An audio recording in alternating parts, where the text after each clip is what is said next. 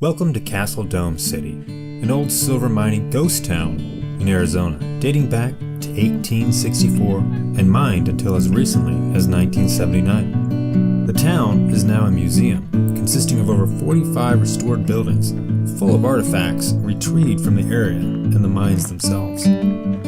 Take a step back into the Old West for a moment as we take you around the town and into just a few of the many cool buildings the museum has to offer.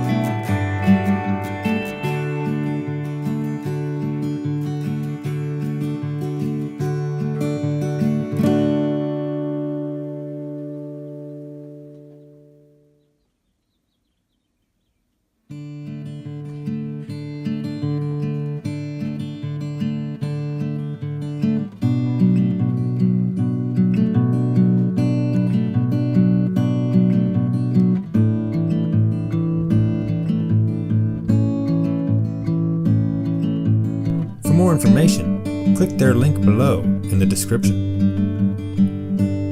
If you hated this video, pound the thumbs down. If you liked it, mash the thumbs up. And if you would like to see more Dream Machine Go videos, please subscribe and be a part of our dream team. Together, we can do more and see more.